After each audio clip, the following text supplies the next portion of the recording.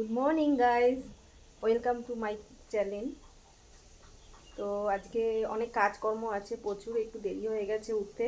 তো রান্নাবান্না বসাবো, তারপরে তোমার কাছাকাছি আছে একটু, তারপরে সেলাই আছে করব। কালকে তো সেলাই দোকান যাইনি, তোমাদের বললাম। তো দেখো রান্না শুরু করে দিচ্ছি। ভাত হচ্ছে ওদিকে, আর সয়াবিন আলু তরকারি করব। আর একটা সয়াবিন শুধু ক্যাপসিকাম দিয়ে করে রাখবো রাতের জন্য, রাতে রুটির জন্য। আর তারপরে এই বিট আলু ভাজবো। কি নোংরা এখানটা। কোন রান্না? এই ও, যে রান্নাঘর নোংরাই থাকে রে। রান্নাঘর রাত পর্যন্ত দেখিনি, রান্না করার সময় চকচক চকচক চকচক। কি রান্নাঘর চকচক থাকে নাকি? রান্নাঘর রান্না করার সময় এলোমেলোই থাকবে, তবে তো রান্না করছি আমি। রান্না কি সুন্দর পরিষ্কার করছি, পরে তো পরিষ্কার হবে। রান্না এগুলো কি করে এত দুধ? এগুলো এত দুধ। আজকে এরম কেন? সিমই পায়েস করবো তাহলে রাতে। আজকে অনেক দুধ আছে, সিমই পায়েস করে নেবো রাতে রুটির সাথে।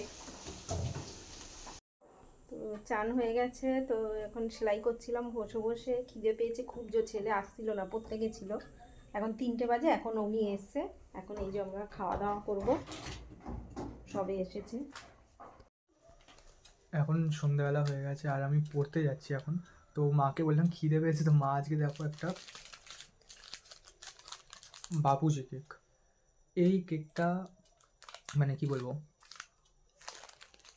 এই কেকটা আর কি মানে আমি তো ছোটোবেলায় অতটা খাইনি। হ্যাঁ, ছোটোবেলায় দু একবার যখন স্কুলে যেতাম, মর্নিং স্কুল ছিল যখন, তখন আমাকে টিফিনে দিত। এটা দু একটা এনে দিত, আর বেশিরভাগটা আমি ব্রিটানিয়ার যে চকলেট কেক হতো ওটাই দিত, বিকজ আমি চকলেট কেক খেতে বেশি ভালোবাসি। কিন্তু এটা দু একবার খেয়েছি। আর মায়ের ছোটোবেলায় বা বাবার ছোটোবেলায় ওরা এই কেকটা প্রচুর খেয়েছে।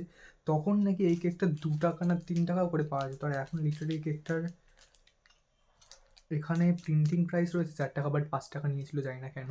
সো এরকম এত কম দামে আর এত একটা টেস্টি, মানে এই কেকটার সঙ্গে যত দামি একটা কেকের তুলনা করে নাও, বিট করে দেবে এটা, আমি কনফার্ম। কত নিয়েছে গো মা এটা? 5 টাকা। 5 টাকা নিয়েছে? 5 টাকা না, 4 টাকা। 4 টাকাই নিয়েছে না? হ্যাঁ, 4 টাকায় প্রিন্টিং ইয়ে রয়েছে। 4 টাকা। তুমি এখন কোথায় যাবে? সেলাই দোকান যাবো এখন, রেডি হব। সেলাই দোকান যাব, ওর জন্য রেডি হচ্ছি। জামা কাপড় বার করছি, পরবো। ছেলে পরতে যাবে, দুজনেই বেরিয়ে যাবো এখন। তো তার জন্য রেডি হচ্ছি দুজনেই। আচ্ছা, হুম। দাদা জামাটা খুঁজে পাচ্ছি না। তো কালকে যাওয়ার কথা ছিল সেলাই দোকানে, তো যাইনি। তো আজকে তো যেতেই হবে, তো আজকে যাচ্ছি সেলাই দোকানে। আমার 6:30 দিয়ে পড়া আছে, এখন 6টা বাজে। দুজনেই বেরিয়ে যাবো একসাথে 6:30-তে। সেলাই দোকানে গেছিলাম, তো সেলাই দোকান থেকে আসার সময় ফুচকা খেয়ে এসেছি। এসে এই যে রাতের রুটির জন্য আটা মাখা হচ্ছে। দেখো আমার বর এবার কি করছে, ঠাকুর বাজছে, আমাদের ঠাকুর তৈরি হয়, তো এই তার জন্য রেডি করছে, সব খড় বাজছে।